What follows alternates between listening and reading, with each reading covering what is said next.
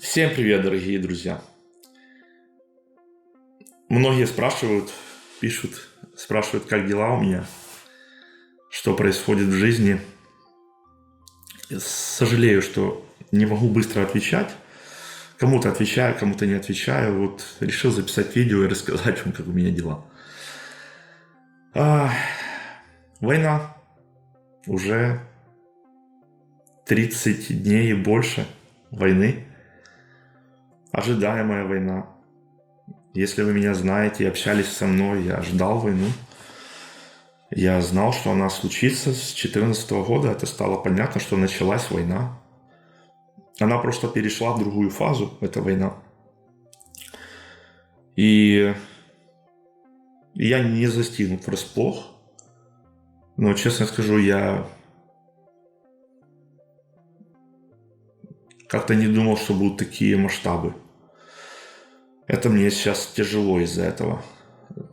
Видеть как бы уничтожение городов и такие агрессивные действия. Да, мне тяжело из-за этого. Если будете обо мне молиться, то молитесь за то, чтобы мое сердце было защищено в этой сфере. Потому что мне тяжело видеть, как они это делают, как они убивают людей и мучают, и это страшно. И, как я понимаю, будет еще хуже, судя по тому, что они делают, и какие у них есть потенциал вот в этом. Чем я занимаюсь, как проходит мой день? Как вы знаете, я с командой, с прекрасной командой. Наша команда очень выросла. У нас уже более 30 человек. Это прекрасные братья. В основном из церкви Алмаз. Это прекрасные братья из других церквей, из других служений. Из дружественных церквей. Я не называю названия специально. Не могу. Вот.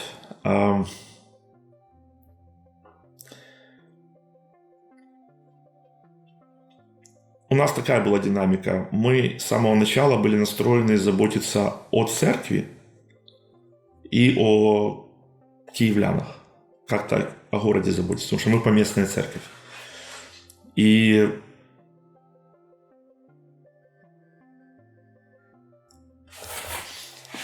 да, когда я увидел, что церковь разбежалась, разъехалась,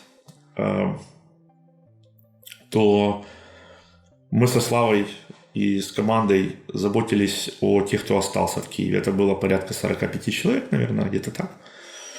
Заботились всячески. Записывали видео, делали прямые включения, обзванивали людей. Посещали, кого могли. К нам приезжали, кто мог. Поддерживали всячески. Много молитв, много поддержки. Но потом Господь нам показал, что церковь находится в заботе. Церковь разъехалась, как-то осели, остановились. И у нас нет такой возможности заботиться, как было раньше. И Бог нам начал присылать очень много киевских людей, которые нуждались в эвакуации. И мы начали учиться эвакуации. Слава Лесик, Саша Мегель и я. И вся команда, кто была. Нас было человек 7-8. Мы научились эвакуировать людей. И я думал, что это будет наше основное служение. Эвакуировать людей из Киева. Мы эвакуировали больше 1000 людей из Киева. На Западную Украину, на границе, куда люди потом они пересекали границу.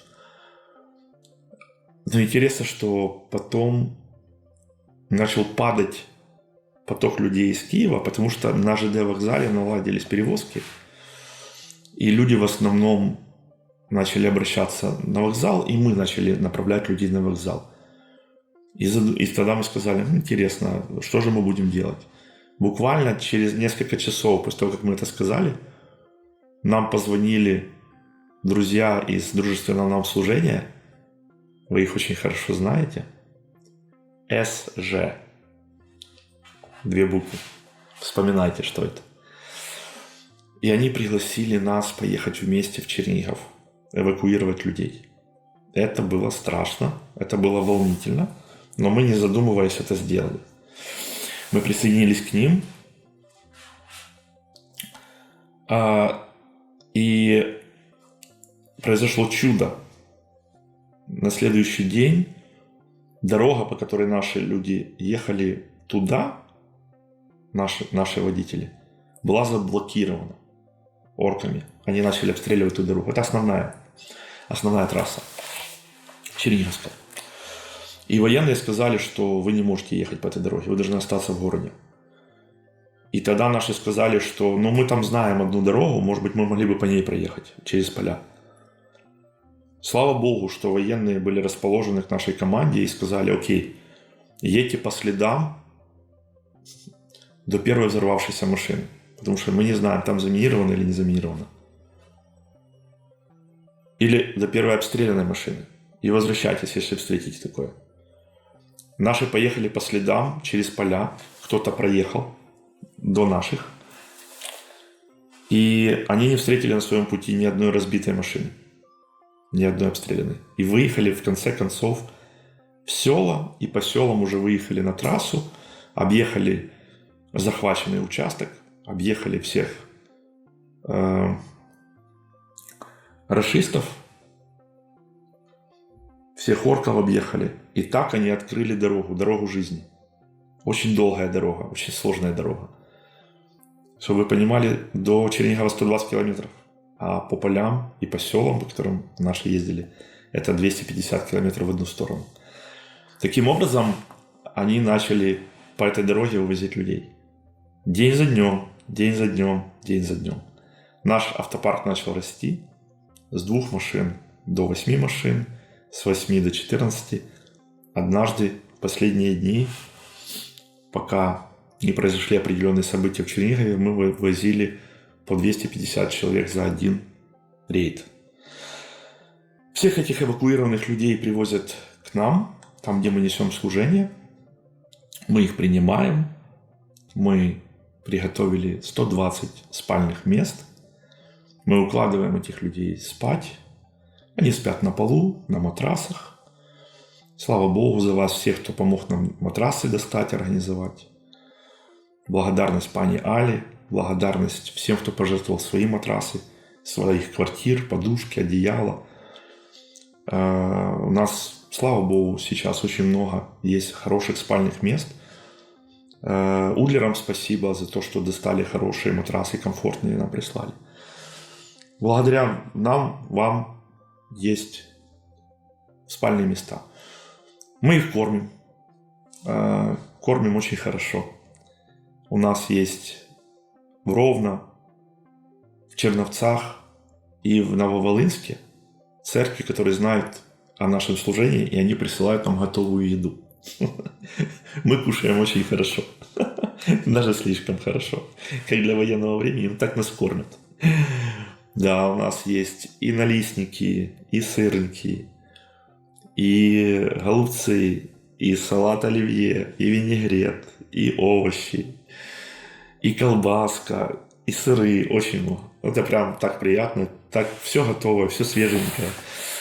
Вот, и мы этим кормим людей. И, конечно, мы, когда начали такую поддержку, мы подумали, что нам это как бы слишком много. Но потом поняли, для кого это все. Люди из Чернигова, когда приезжают... Кстати, мы еще эвакуировали людей из Гостомеля, из Ворзеля, из Бучи и Ирпеня. Вывозили тоже людей, которых орки выпускали. Да, и люди приезжают очень голодные, очень запуганные. Когда-то был 14-й день войны, и люди, которые приезжали, говорили: мы 14 дней сидели в подвале. У некоторых даже зрение испортилось, восприятие света. И это так жутко звучало: 14 дней. Совсем недавно к нам приезжали люди из Чернигова, и звучали уже такая информация: мы 26 дней были в подвале. 28 дней были в подвале. Голодные, реально голодные. Они когда видели эту еду, Ну, я скажу так, это надо было видеть эту боль, это все это очень тяжело. Вот. Ну и мы рады, что они могут кушать домашнюю еду. Вот они кушают, отсыпаются, успокаиваются. Мы рассказываем им о том, что здесь безопасно. Они очень боятся. Очень все напряженные. Очень у многих дрожат руки, губы. Триммер такой, знаете. Вот. Видеть это все, конечно, сложно. Сложно. Но еще сложнее то, что они переживали. Поэтому мы еще не так переживаем войну, как эти люди, которых мы эвакуируем. Но мы вместе с ними все это переживаем. Это часы разговоров. Они рассказывают, они хотят рассказывать, они выговариваются, они плачут. Самые тяжелые люди, которые приезжали в тяжелом состоянии, это, конечно, были Ирпень, Буча и Ворзель. Это самые тяжелые. Потому что это оккупированные территории, и у них был непосредственный контакт с оккупантами, с русскими убийцами.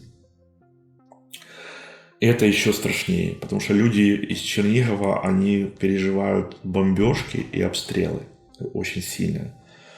Самолеты летают очень низко, чтобы их не сбивали. Потому что если сбить самолет, и он упадет со всеми зарядами, еще и наполненный топливом, это еще больше жертв будет. Поэтому они, подлецы, летают очень низко, включают форсаж. Это такой гул, такой мощнейший. Это очень психологически давит на людей. Очень страшно. Вот. Используют вакуумные бомбы. У нас очень много записано свидетельств. Надеемся, что Гаагский суд примет во внимание все наши материалы, все наши свидетельства, которые у нас есть. Вот. Вот проводим время с этими людьми. Проводим время, отогреваем их и готовим их на выезд на Западную Украину, чтобы они освободили место для других людей. Вот. Этим занимаемся, это делаем. Провожаем их, молимся за них. Все очень благодарны, все очень рады. Много людей, которые на нас не обращают внимания. Они на полном автопилоте, они очень боятся за себя. Бывали такие люди, которые со своими вещами не могли расстаться. Не снимали одежду, так прямо на стуле могли сидеть, спать. Хотя мы предоставляли все условия. Ну, да, просто очень людям тяжело, очень сильно. Вот так вот разделяем боль с людьми, ободряем, молимся с ними, воспринимают слово. Очень интересно, что когда мы говорим о Боге, все внимательно слушают. И после того, как мы почитали Слово, сказали о Боге, о Христе, о надежде, о новой жизни, в Боге, который можно иметь, о том, как военное время использовать, чтобы обратиться к Богу, все соглашаются, что были невнимательны к Богу, все соглашаются, что злоупотребляли свободой, которую имели, миром, который имели. Соглашаются. Мы аккуратно, нежно обличаем, но обличаем. Вот. И люди мы говорим в конце, когда молимся, что давайте каждый поблагодарит Бога. Каждый что-то Богу скажет. И говорим о том, как можно коротко обращаться к Богу, но лично обращаться к Богу. И это поразительно, как все. Мы можем сказать, давайте по кругу. Это может стоять человек 40. Можем сказать по кругу, и люди по кругу благодарят. Говорят слова благодарности Богу. Особенно трогательно слышать тех, кто очевидно впервые в жизни обращаются к Богу. Просто у них даже словарного запаса нет обратиться к Богу. Они очень скованно говорят. Да, и что еще? Это если говорить об эвакуации. При этом, конечно же, мы заботимся о команде, которая здесь. Я немножко в этом плане расстраиваюсь. Почему? Потому что хотелось бы заботиться больше и качественней. Но занятость административно-организационная, которой очень много во время войны, она, конечно, похищает очень много времени. И не хватает людей. У нас как бы команда уже не маленькая, но все равно не хватает квалифицированных братьев, то есть опытных, которые имеют опыт организационно-административный, которым можно доверить что-то, и они доведут это до конца. Помощников, волонтеров, которые что скажешь, они сделают, таких много. А вот управленцев, таких лидеров, с опытом недостаточно, поэтому приходится много-много делать такой работы. А это война, понимаете? Это военное время. Очень много организационных составляющих, очень много. Вот. Но все равно по мере силы и возможностей заботимся о тех, кого Господь нам дал, кто с нами, как наша церковь здесь сейчас, присутствие реальное. Что еще мы делаем?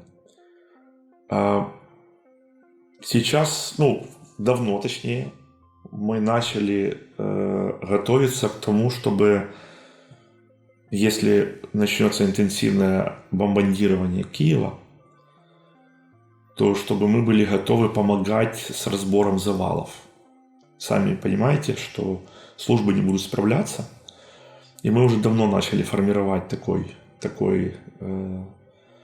комплект инвентаря, который позволил бы нам выезжать на место, где нужна помощь, и помогать разбирать завалы, доставать людей или выполнять еще какие-то задачи. Позавчера пришла активная фаза. То есть такое впечатление, что Бог просто сказал: это время, давайте, начинайте готовиться интенсивнее. Да, у нас появилось больше инвентаря, больше порядка. Мы начали все вместе об этом говорить, вся команда включилась. Вот, и нам Бог даже подарил такой интересный, удивительный контакт. К нам приехал представитель МЧС Киева, который взялся нас обучать, и они сделают нас частью подразделений МЧС по ликвидации последствий артобстрелов или бомбардировок в городе Киеве. Они нас будут обучать и снаряжать всем необходимым, чтобы мы могли им помогать. Нас не будут выпускать на объекты, там именно должны работать профессионалы. Но мы будем им помощниками, и они нас будут обучать, как это делать. Мы, конечно, в восторге от такой перспективы спасать людей. Мы надеемся, что не понадобится это. Возможно, Бог нас употребит в каком-то другом городе или в другом регионе. Но у нас уже много инвентаря, нам нужен еще инвентарь. Поэтому, если можете, помогайте инвентарем. А есть список этого инвентаря, он недешево стоит, и нам нужно много еще инвентаря. Нам нужна специальная техника. Вот, поэтому любые мысли по этому поводу пишите мне в личку. Нуждаемся в этой помощи. Вот, я так радостно об этом говорю, потому что вроде как это горе, да, завал и все остальное, но поймите наш дух. Мы руководствуемся текстом притчи 24, 11, 12. Там говорится о том, что Господь говорит, что не уклоняйтесь, не отворачивайтесь от людей, которые взяты на смерть, которые хотят убить или которых хотят забрать в рабство, поработить.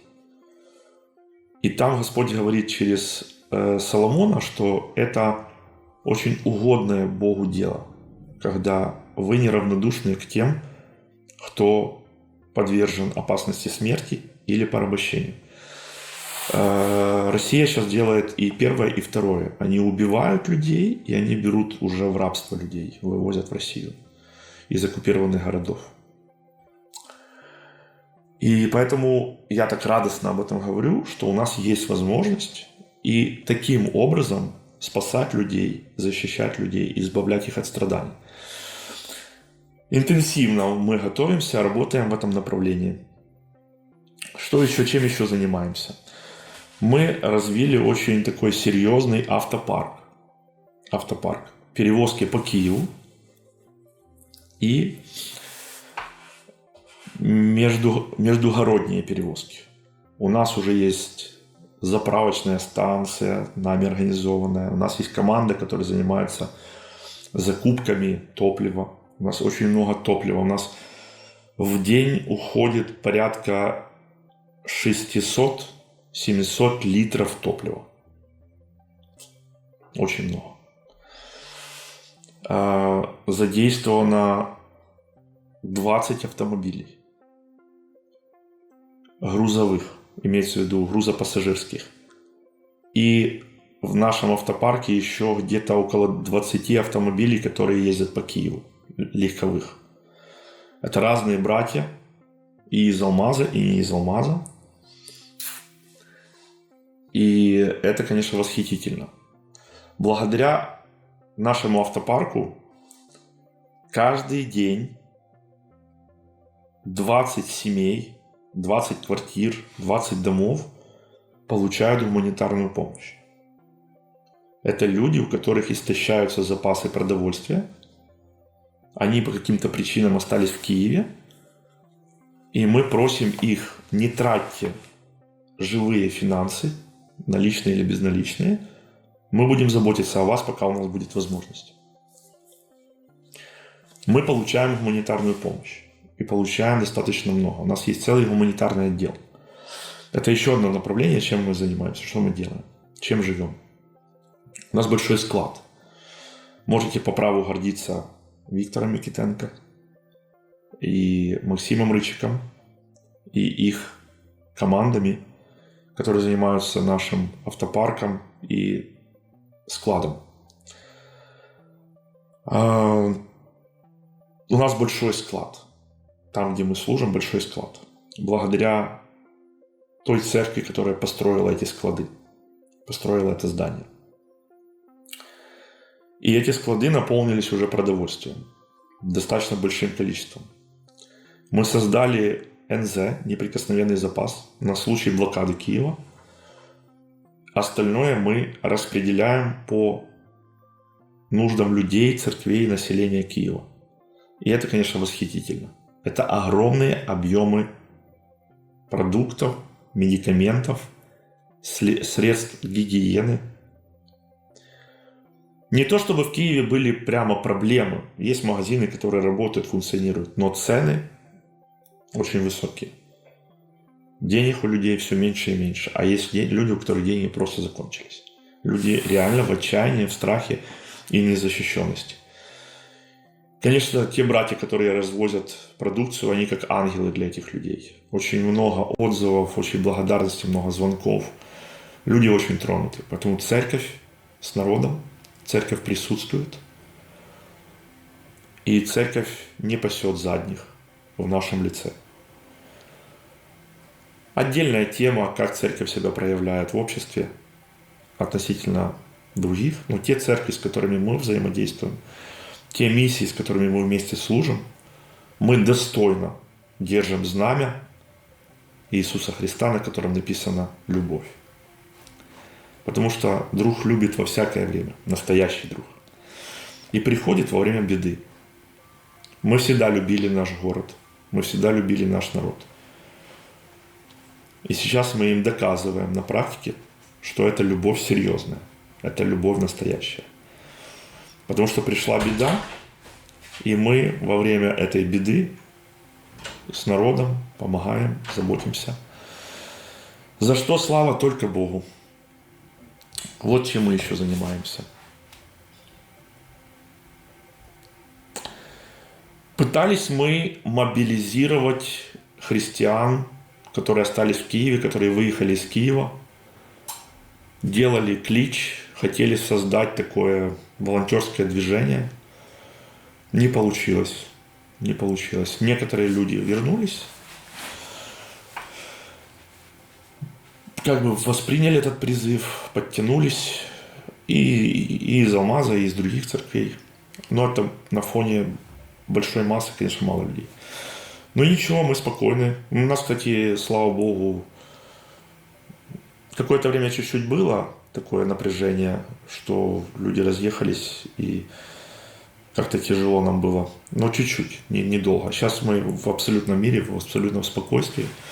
Я рад, что ни у кого нет никакого осуждения. Когда кто-то приезжает, возвращается, нет такого, что «Чё ж ты раньше не приехал, где ж ты был?» Такого нет. Слава Богу, все хорошо, мы спокойны. Я вообще по-отцовски вообще, конечно, рад, что люди в безопасных местах. Мне так как отцу, так, знаете, спокойно. Славе тоже. Но с другой стороны, конечно, и беспокойно, потому что я о мужчинах больше говорю. то, что сейчас время действительно совершать подвиги ради Господа и быть в доме плача, там, где тяжело, страшно, и в любой момент нужда помощь людям для славы Христа.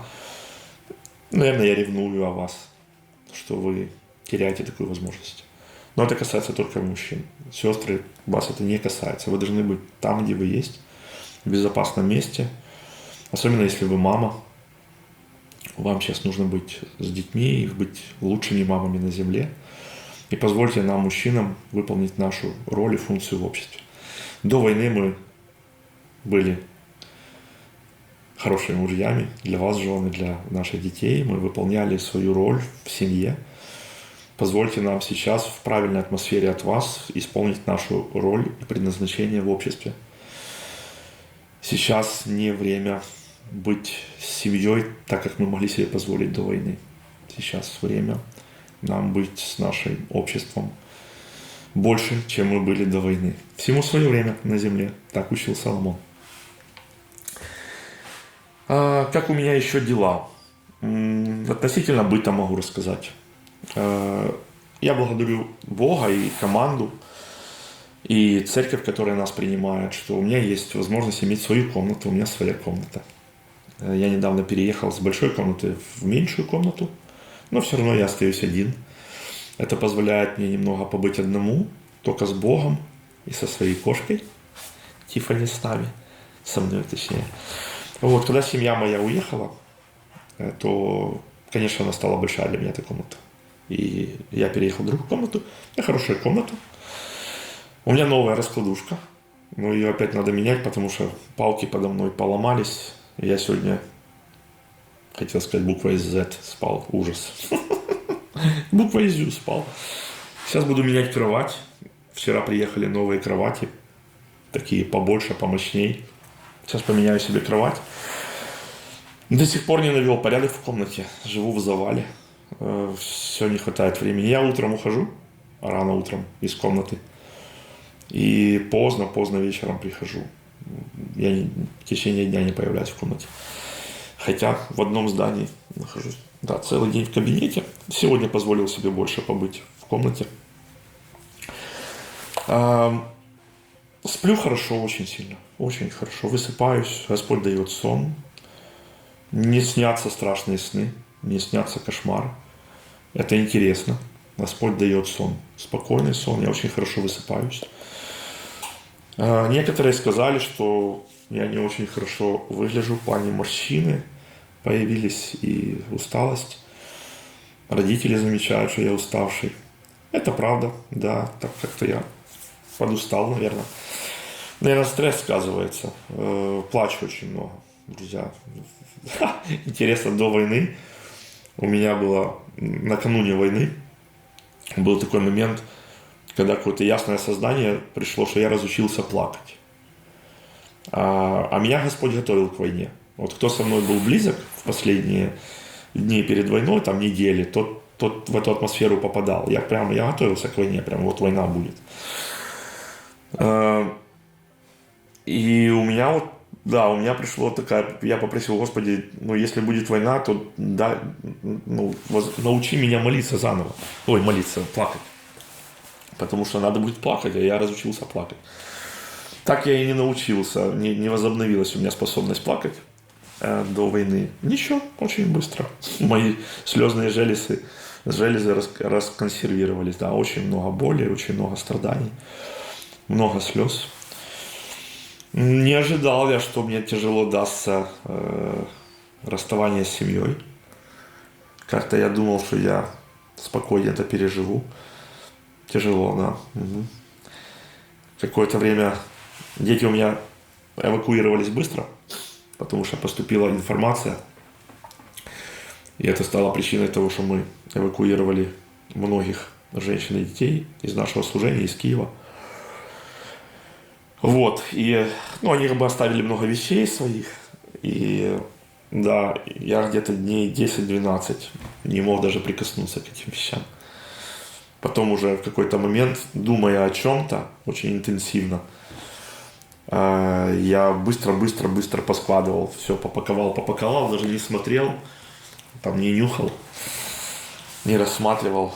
Да, слава богу, поубирал, и так стало легче возвращаться в комнату. Вот. Вчера первый раз за время нашей разлуки созвонился с женой, с детьми, хорошо пообщались.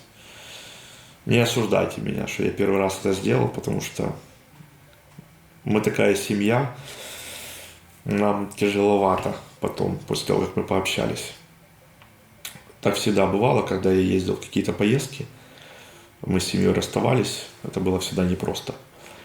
Поэтому, если вы меня сейчас там судите, что я мало общаюсь с семьей, позвольте нашей семье самим разобраться, как нам общаться.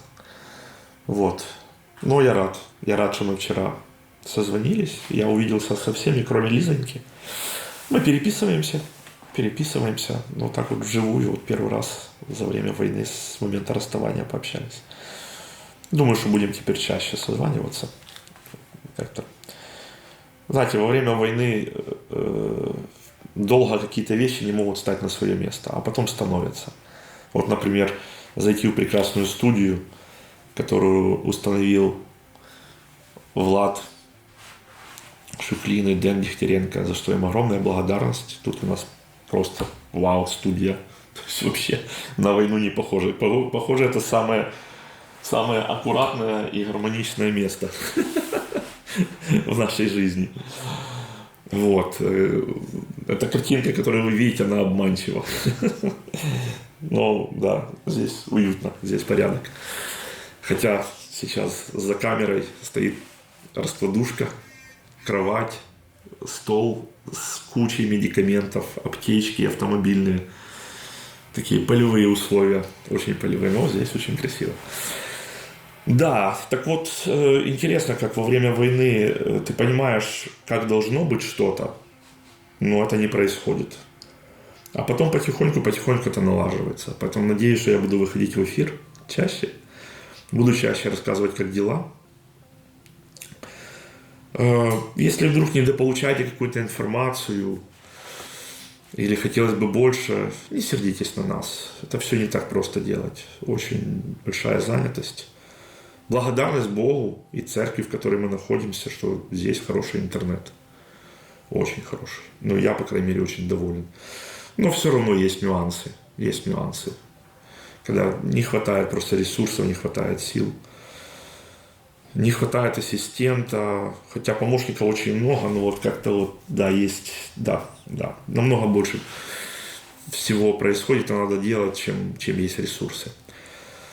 Вот, пожалуйста, помните, что скоро вы начнете уставать от информации, и вам захочется переключиться на что-то другое.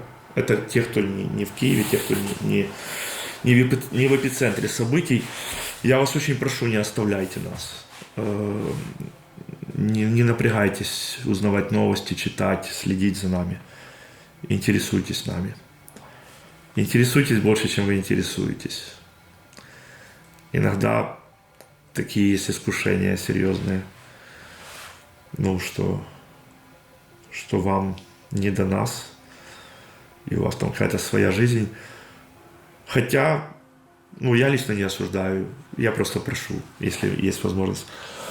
Потому что я понимаю, что я тоже вами сильно не очень интересуюсь в плане так прямо, чтобы вникать, звонить, писать вам. Поэтому тут ничего такого, я без претензий. Но я просто, чтобы мы поборолись быть вместе. Рассказывать о себе друг другу, общаться, интересоваться. Вот я поэтому сейчас и здесь. Я здесь сейчас, чтобы бороться за наши отношения с вами. Вот. Я думаю, что на сегодня хватит. Постараюсь как-то еще выйти в эфир, порассказывать, как у нас дела. Люблю вас очень сильно.